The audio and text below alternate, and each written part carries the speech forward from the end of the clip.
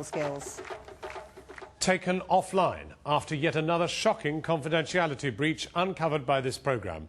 The Department of Health says it has temporarily suspended the controversial new online application system covering recruitment across the entire NHS, whilst it investigates allegations that registered applicants could access each other's details.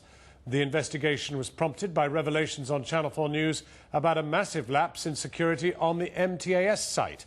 Earlier, the Director General of IT for the NHS, Richard Granger, told a Commons Select Committee he wished he was running the junior doctors application system because then it might not have gone wrong. But tonight, Channel 4 News can reveal there is a serious breach on a website that he is responsible for.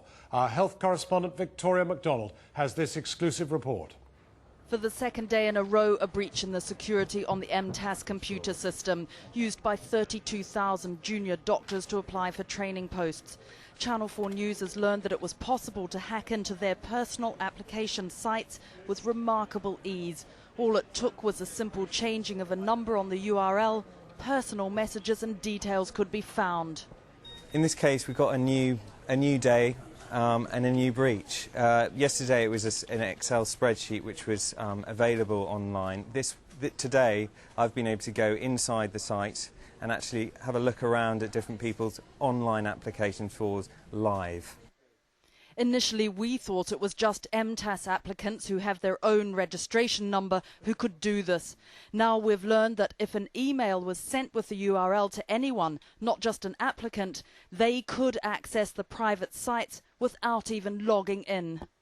It is a complete crisis. There's a complete lack of confidence now in the MTAS system.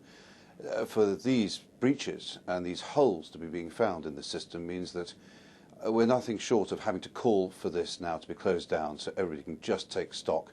The details of how to hack in were posted on a popular medical blog site.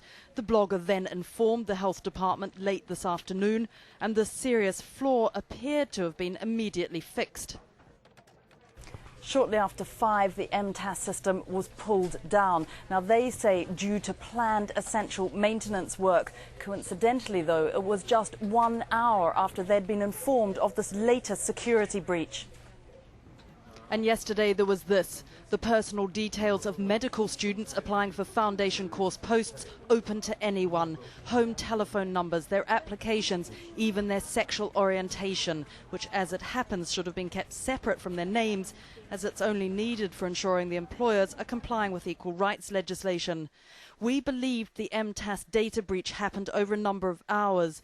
This was also what the health department told us. We now know it happened on Monday and was not remedied until we informed them yesterday afternoon. Today, ministers described this revelation as a malicious leak. I'm appalled by what happened, and I'm very sorry indeed for the disclosure of information about junior doctors. It should not have happened. It's outrageous that someone has leaked this information, and we're determined to get to the bottom of it, learn the lessons and make sure that it can't happen again, and that if people have done wrong, that they are brought to book. The Information Commissioner's Office, the guardian of data protection, has now asked the Health Department for an explanation and said it was concerned such personal information had been publicly available.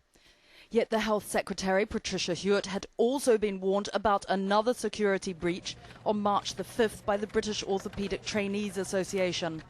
We have also had concerns about the security of the site, with shortlisters reporting they could access deanery data and applications they had nothing to do with. What's more, we've learned that not only could people read the database, but they could even make personal changes to it. All this does raise serious data protection issues.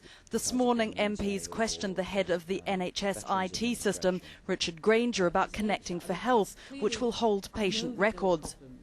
We have a great deal of assurance and scrutiny about what we're doing in terms of system security.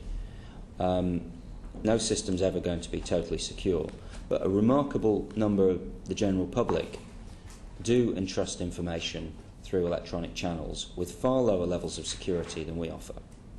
But what we can tell you is that there has already been a data protection breach on Richard Granger's Connecting for Health system. In February, a number of doctors attended a conference hosted by Connecting for Health. For some reason, their telephone numbers, their home addresses, their email addresses, their mobile telephone numbers were put up on the Connecting for Health website. A complaint was made. It took about 2 weeks to take them down, but we've now discovered that they still exist on Google. Experts say this site could easily be locked. One doctor said she was shocked the details were still there.